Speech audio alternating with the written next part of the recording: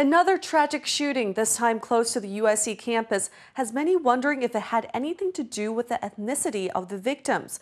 More details in this original post.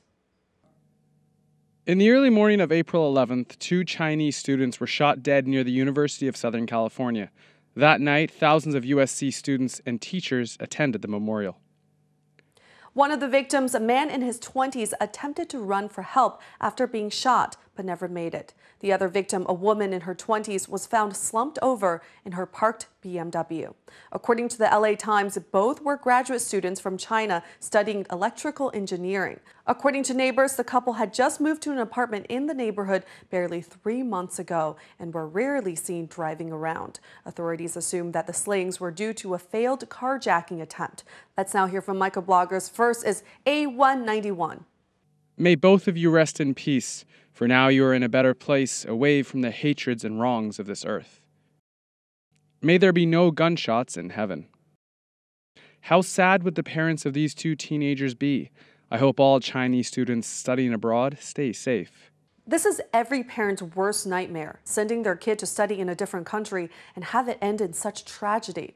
Currently, China sends more of its students to America than any other country. According to the Institute of International Education, during the 2010-2011 academic year, almost 160,000 Chinese students were studying in the U.S., an increase of 23% from the previous year. This increase is due to the growth of the middle class of China, who can afford to send their kids to the U.S., with most of the students arriving virtually self-funded. And the cost? Not cheap. According to MSNBC, Chinese students spend about $4 billion a year in the U.S. in tuition and living expenses. And this doesn't include the almost $40,000 a family is willing to spend on tailored consultation packages that include advice on choosing the right schools, writing essays, and preparing for interviews. Our next comment comes from CCM. Chinese media indicated that the 2 teenagers were fu er dai, or born with a silver spoon in their mouth. But I don't think the girl was. She was quite independent. Now that they have died, media should be more respectful. There's an even more accurate term for fu er dai kids abroad, which is called parachute kids, loosely defined as children of rich Asian families sent to the U.S. to attend good schools and enjoy a better quality of life, and most have settled in Southern California.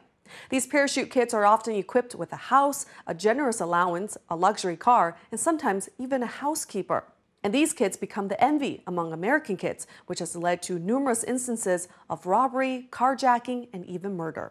For example, in 1999, Johnny Chen, a parachute kid, was jumped as he got out, bound and gagged, then stuffed into a waiting car. His abductors called his father, demanding a $1.5 million ransom. The boy was rescued 19 days later after intricate cooperation between the FBI and police force. The perpetrators? A group of conspirators from China. So it is stories such as these, combined with the victim's BMW, that has Chinese media suspecting a case beyond just a simple carjacking.